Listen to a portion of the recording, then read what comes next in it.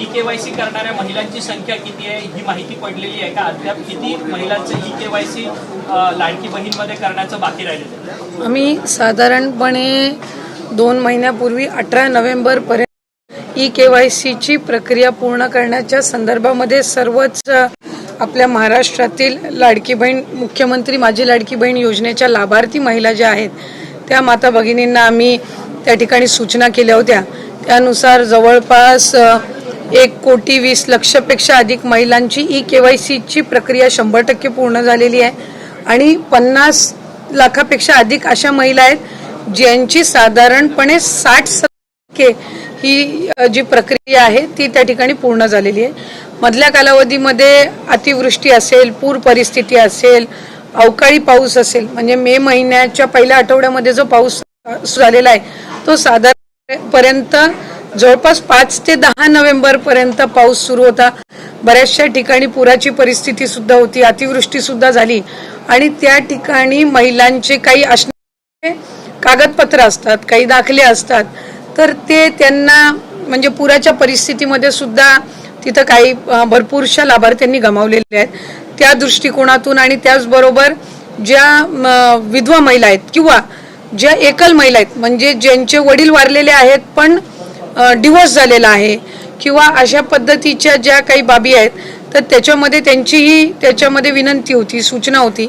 मधल्या कालावधीमध्ये आदरणीय मुख्यमंत्री देवेंद्र फडणवीस साहेब, दोन्ही उपमुख्यमंत्री शिंदे साहेब आणि आदरणीय दादांच्याकडे सुद्धा त्या संदर्भातली चर्चा करण्यात आली आणि 31 डिसेंबरपर्यंत आपण ई-केवायसी करण्याची मुदत ही वाढवत आहोत, म्हणजे जेणेकरून ज्या अतिवृष्टी झाली स्थिती झाली तिथल्यांनाही महिलांना ई-केवायसीसाठी त्या ठिकाणी अधिकची मुदतीतून त्यांना ई-केवायसीची प्रक्रिया पूर्ण करता येईल। या व्यतिरिक्त ज्यांचे पतीचं निधन झालेलं आहे, वडिलांचंही निधन झालेलं आहे, अशांकडे जे सर्टिफिकेट नाही आहेत म्हणजे अशांकडे त्यांचे जे डॉक्युमेंट्स नाही आहेत, त्यांचं डेथ सर्टिफिकेट असेल किंवा डिवोर्सचे न्यायालयांच्या जे काही डिवोर्सचे सर्टिफिकेट्स असतात म्हणजे कोर्टचे जे डॉक्युमेंट्स असतात ते त्यांना अपलोड करण्याच्या दृष्टिकोनातून किंवा एखाद्या गावामध्ये एखादी एकल महिला किंवा तिच्या पतीचंही निधन झालं आणि वडिलांचंही निधन झालेलं आहे, अशा महिलेनी लाभार्थ्यांनी जर ते डेथ सर्टिफिकेट किंवा ते डॉक्युमेंट्स जर तिथल्या उपलब्ध करून जी सर्टिफिकेट आहे ती CDPO कडे देऊन त्या संदर्भातली सगळी प्रक्रिया पूर्ण करून घेऊ शकतील। आम्ही आजच त्या संदर्भातला शासन निर्णय सुद्धा निर्गमित करत आहोत। त्याच्यामध्ये ज्या ज्या गावातल्या किंवा शहरातल्या तिथल्या अंगणवाडी केंद्र आहेत, ज्या अंगणवाडी सेविका आहेत त्यांच्याकडे त्यांनी तशा पद्धतीचे कागदपत्र सबमिट करायचे आहेत। इन द मीन वाईल त्या मध्यंतरी त्या कालावधीमध्ये आम्ही वेबसाईटवर पण तशा पद्धतीचं ऑप्शन हे देण्याच्या दृष्टिकोनातून आमचं काम हे सुरू आहे। रोज साधारणपणे 4 ते 5 लाख महिलांचं ई-केवायसीची प्रक्रिया ही त्या ठिकाणी होत आहे। मधल्या काळात थोडं 1-2 लाखावरती संख्या आलेली होती, पण नंतर पुन्हा एकदा त्या वेबसाईट आणि संबंधित विषयांवर काम करून आता ती पूर्वपदावर आलेली आहे। तर या संदर्भामध्ये राज्याचे मुख्यमंत्री फडणवीस साहेब आणि दोन्ही उपमुख्यमंत्री शिंदे साहेब आणि दादा यांच्या सूचनेनुसार आपण ती 31 डिसेंबरपर्यंत मुदत वाढवत आहोत। पण या सगळ्या लाडक्या बहिणींमध्ये सातत्यानं अनेक बातम्यांसमोर येत होतं की सरकारी महिलांनी देखील या सगळ्या योजनेचा लाभ उचललाय। आता एक नवीन बातमी समोर होते, वृत्तपत्रामध्ये छापून आली आहे की ज्यांचे पुरुष म्हणजे पोलीसमध्ये कामाला आहेत त्यांच्या पत्नींनी देखील पोलीस नाही। एक गोष्ट आपण याच्यामध्ये समजून घेतली पाहिजे की जून 2024 मध्ये ही योजना झाली। 1 जुलैपासून लाभार्थ्यांनी याच्यामध्ये फॉर्म भरायला सुरू केले। सरकारी नोकरींमध्ये जे असणारे लाभ घेणारे होते जवळपास 7 ते 8 महिन्यांपासून त्याच्या जसं विभागाच्या यंत्रणेच्या लक्षात येत गेलं तसं त्यांचा लाभ तिथल्या तिथे थांबवत गेलेला आहे। 6-8 महिन्यानंतर ज्यांचं निदर्शनास आलेलं आहे त्यांच्या पगारातून ती ट्रेजरीमध्ये सरकारी तिजोरीमध्ये घेण्याची प्रक्रिया सुद्धा जवळपास 8 महिन्यापासून त्या ठिकाणी सुरू आहे। आणि ज्यांना नवीन सरकारी नोकरी लागते, जशी पोलीस भरती जशी होते किंवा सरकारी नोकरी जशी लागते तसं तसं ते डॉक्युमेंट त्या विभागाकडे देतात की आता मी या योजनेमध्ये पात्र नाहीये, तर त्या पद्धतीने आपण ते अपडेट करत असो. जसं नमो शेतकरी योजनेचा साधारणपणे तो 5 ते 6 लाखाचा डेटा होता आणि मग त्या पद्धतीनं त्यांचा लाभ आपण 1000 रुपये त्यांना नमो शेतकरीचा आणि 500 रुपये लाडकी बहीणचा असा आपण सुरू केला. तसंच सेवार्थाचं ज्या वेळेला आम्हाला 2500चा डेटा मिळाला, आपण त्यांचा लाभ तिथल्या तिथंच फेब्रुवारी महिन्यातच आपण बंद करून टाकला. काही वेळेला असं होतं की प्रसार माध्यमांकडे किंवा पत्रांकडे 2-2, 3-3 महिन्यानंतरचे केसेस सुद्धा समोर येत आहेत आणि मग ते नव्याने आत्ताच झालेत अशा पद्धतीची त्या ठिकाणी एक म्हणजे संभ्रम निर्माण होत आहे. आम्हाला ज्या ज्या वेळेला सरकारी जिथं नोकरी लागलेली असेल किंवा काय हे जसं त्यांच्या याच्यावर अपडेट होतं त्यावेळेसपासूनच आपण त्यांचा लाभ देण्याची प्रक्रिया बंद करत असतो. जो 12,000 12,500 पुरुषांच्या संदर्भात पण होता, जिथं घरामध्ये महिलेची अकाउंटच नव्हती आणि त्यावेळेला त्यांनी पुरुषांच्या याच्यावर सुरू केलेलं होतं. स्वतःच्या अकाउंट आल्यानंतर त्यांनी ते अकाउंट बदलण्याचा सुद्धा प्रयत्न केला. आता त्या याच्यामध्ये ही ई-KYC ची प्रक्रिया ही अतिशय उपयुक्त ठरणार आहे की याच्यामधनं लाभार्थी जे जेन्युइन आहेत ते 31 डिसेंबर पर्यंत एकदा ई-KYC झालं की मग याच्यामध्ये अशा पद्धतीच्या कुठल्याही घटना ज्या 6-8 महिन्यापूर्वी झाल्या त्या होणार नाहीत. आणि जे पुरुष लाभार्थ्यांनी काही ठिकाणी जिथं लाभ घेतलेला आहे तिथंही आम्ही व्हेरीफाय केलंय.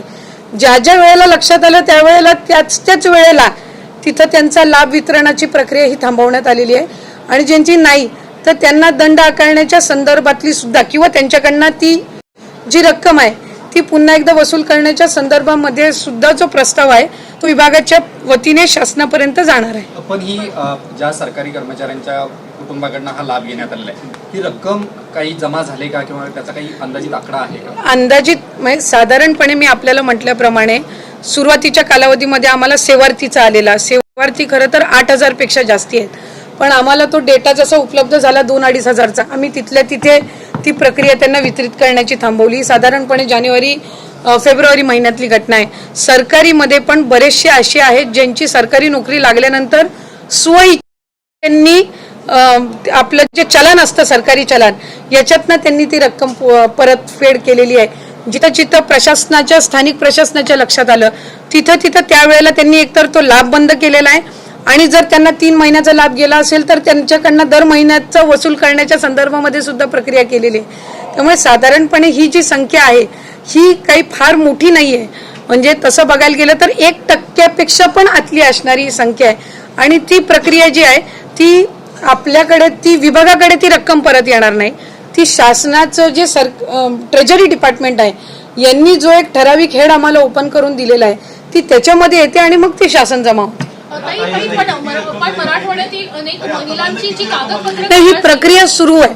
म्हणजे ही कसं आहे जसं आता तुम्ही पोलीस भरतीच्या संदर्भातलं म्हटलं की पोलीस भरती जशी जशी होत त्याच्यातले जे लाभार्थी असतील ज्यांची पोलीस भरतीमध्ये नियुक्ती झाली मग ते नंतर 1-1.5 महिन्याच्या नंतर कालावधीमध्ये ते विड्रॉ करायला लागतात.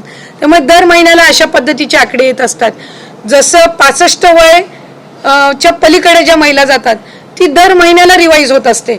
म्हणजे जसं जसं ते 65 वर्षाच्या पुढे जातात तसं तसं ते अपडेट होत जातं.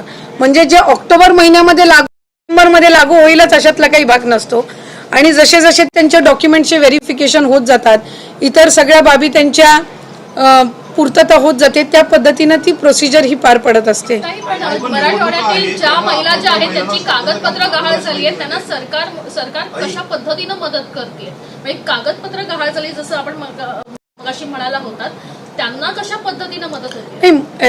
एक तर आपण यादी बघितलेलं आहे की ज्या वेळेला भूकंपाची असेल अतिवृष्टी असेल पुराची ज्या वेळेला परिस्थिती येत असते त्यावेळेला तिथल्या स्थानिक प्रशासन म्हणजे महसूल विभाग जो असतो तो या दाखल्यांच्या संदर्भामध्ये तिथं ते काम करत असतात. कारण तिथले जे मंडळ म्हणजे अगदी ग्राउंड लेवलला मंडल अधिकारी असतात तलाठी असतात यांच्याकडे पंचनाम्यांची नोंद झाल्यानंतर त्या पंचनाम्यांमध्ये तो डेटा येतो की त्यांचं काय काय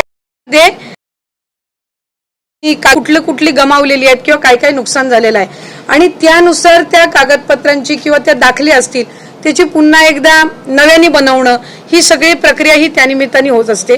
त्याला कालावधी लागत असतो कारण तो महसूल यंत्रणेचा भाग असतो. म्हणून आम्ही ही मुदतवाढ दिलेली आहे.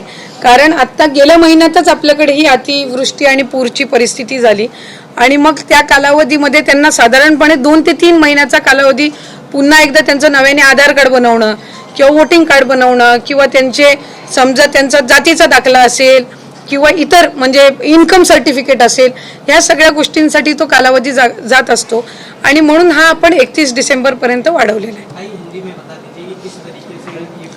मुख्यमंत्री लाडकी बहन ये जो योजना है उसमें हमने KYC का प्रोसीजर ये 2 महीने पहले शुरू किया था. 18 नवंबर को उसकी आखिरी तारीख थी. हमने आज आदरणीय मुख्यमंत्री देवेंद्र जी फडणवीस सर, उप मुख्यमंत्री शिंदे सर और अजीत दादा की से उनके सूचना से हमने वो जो डेडलाइन थी 18 नवंबर की उसको आज एक्सटेंशन देके 31 दिसंबर तक 31 दिसंबर तक वो बढ़ाई है, ताकि ये KYC की जो प्रोसीजर है वो कोई भी लाभार्थी KYC का प्रोसीजर उन्होंने किया नहीं है, इस वजह से वो इस लाभ से वंचित ना रहे. इसलिए हमने उनको इस 2 महीने की मतलब अभी जो मोर देन 1 मंथ का उनको एक्सटेंशन दिया है और मुझे विश्वास है कि इस एक्सटेंशन में ज़्यादा से ज़्यादा जो लाभार्थी KYC से वंचित रहने वाले थे उनको ये जो एक्सटेंशन दिया है उसमें राहत मिलेगी. रायगडमध्ये काय परिस्थिती असू शकते? 21 तारखेला माघारीचा दिवस आहे. नगरपालिका चांगली परिस्थिती राहील महायुतीच्या बाजूने. नाही पण काय शिवसेनेसोबत लाडक्या बहिणींसाठी अतिशय आनंदाची बातमी आहे. आत्ताच अदिती तटकरे मॅडम यांनी स्वतः सांगितलेलं आहे की लाडक्या बहिणींना आता मागचे सुद्धा हप्ते मिळणार आहेत. मागचे म्हणजे कधी ऑक्टोबर, सप्टेंबर, जून, जुलैपर्यंत ज्यांचे मागचे हप्ते राहिले आहेत ते सुद्धा मिळणार आहेत. कारण अधिवेशनामध्ये हा एक मोठा निर्णय घेतलेला आहे. सोबतच आजपासून लाडक्या बहिणींना नोव्हेंबर, डिसेंबरचा हप्ता मिळणार आहे आणि जानेवारीचा सुद्धा हप्ता याच्यामध्येच हळूहळू वाटप होणार आहे. म्हणजे नोव्हेंबर, डिसेंबर आणि जानेवारी असे 3 महिन्याची 4,500 रुपये. आणि जर एखाद्या लाडक्या बहिणीचे मागचे 2 हप्ते राहिले असतील, म्हणजे समजा तुमचे जर जुलै किंवा ऑगस्टचे 2 हप्ते राहिले असतील तर ते 3,000 रुपये, म्हणजे जवळपास लाडक्या बहिणींच्या खात्यामध्ये आपण जर बघितलं आता तर 7,500 रुपये ही लाडक्या बहिणींच्या खात्यात येणार आहे. अतिशय आनंदाची आणि मोठी खुशखबर आता आदित्य तटकरे यांनी एक महत्त्वाची अपडेट लाडकी बहीण योजनेसंदर्भात आपल्याला आता दिलेली आहे. त्यामुळं हा व्हिडिओ खूप महत्त्वाचा आहे. शेवटपर्यंत बघा. काही महत्त्वाचे अपडेट्स मी अजून तुम्हाला सांगणार आहे. त्यामध्ये काय सांगितलं त्यांनी की भरपूर लाडक्या बहिणींनी अजून देखील KYC केलेली नाही, तर कृपया करून लाडक्या बहिणींनी KYC करण्यावरती भर द्यावा. कारण ज्या लाडक्या बहिणी KYC देतील अशाच लाडक्या बहिणींना इथं हप्ता, मागचे हप्ते वगैरे सगळे मिळणार आहेत. तुम्हाला माहितीच आहे आता निवडणूक झालेली आहे, त्याचा निकालसुद्धा आलेला आहे. राज्यामध्ये सगळीकडे आता पुन्हा एकदा महायुतीचं सरकार, नगरसेवक म्हणजे स्थानिक स्वराज्य संस्थेचे जिकडे आहे ते सगळे नगरसेवक वगैरे महायुतीचे झालेले आहेत.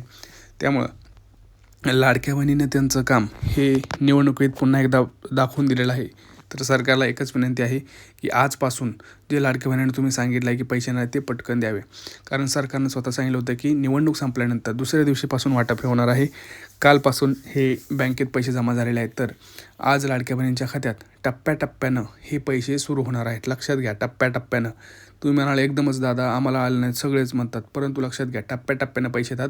आज पहिला टप्पा असणार आहे. पहिल्या टप्प्यामध्ये जवळपास 7 बँकेमध्ये पैसे येणार आहेत आणि फक्त 8च जिल्ह्यांमध्ये पैसे येणार आहेत.